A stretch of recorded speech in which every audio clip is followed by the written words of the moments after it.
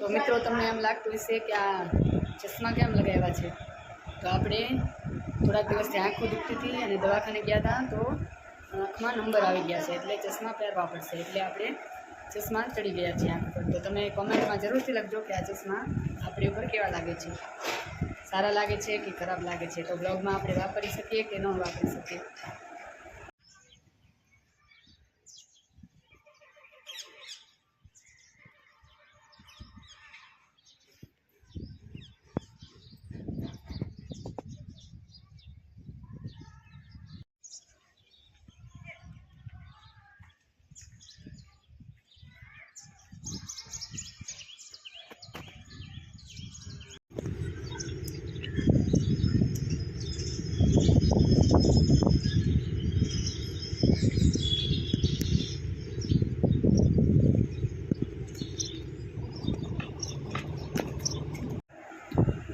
જય માતાજી અને જય શ્રી કૃષ્ણ બધાને. તો કેમ છો બધા? મજામાં?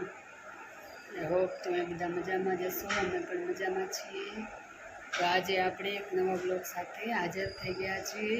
આજે આપણા બ્લોગમાં જોવાના છીએ દેશી ગુજરાતી કાઠિયાવાડી ખાણું, જેમાં આખા રીંગણા બટેકાનું શાક, ખીચડી અને બાજરાનો રોટલો આવે.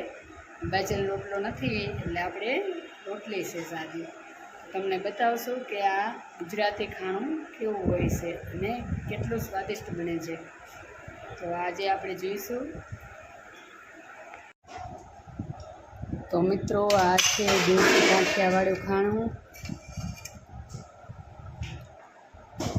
રસદાર રીંગણા બટેકાનું શાક, ખીચડી અને રોટલી સાથે સલાડ.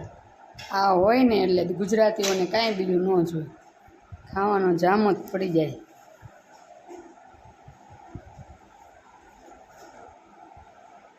તો મિત્રો, તમને એમ લાગતું હશે કે આ ચશ્મા કેમ લગાવ્યા છે, તો આપણે થોડાક દિવસથી આંખો દુખતી હતી અને દવાખાને ગયા હતા, તો આંખમાં નંબર આવી ગયા છે, એટલે ચશ્મા પહેરવા પડશે. એટલે આપણે ચશ્મા ચડી ગયા છે આંખ પર. તો તમે કોમેન્ટમાં જરૂરથી લખજો કે આ ચશ્મા આપણી ઉપર કેવા લાગે છે, સારા લાગે છે કે ખરાબ લાગે છે, તો બ્લોગમાં આપણે વાપરી શકીએ કે ન વાપરી શકીએ.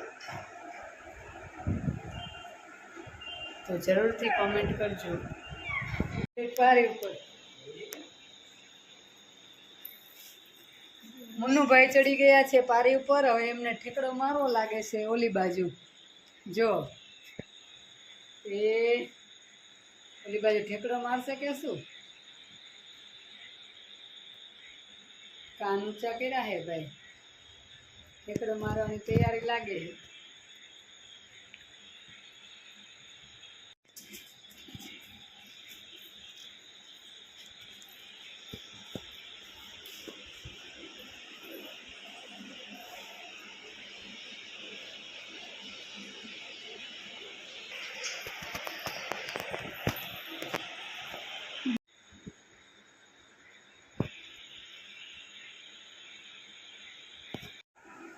જય માતાજી અને જય શ્રી કૃષ્ણ બધાને. તો કેમ છો બધા? મજામાં?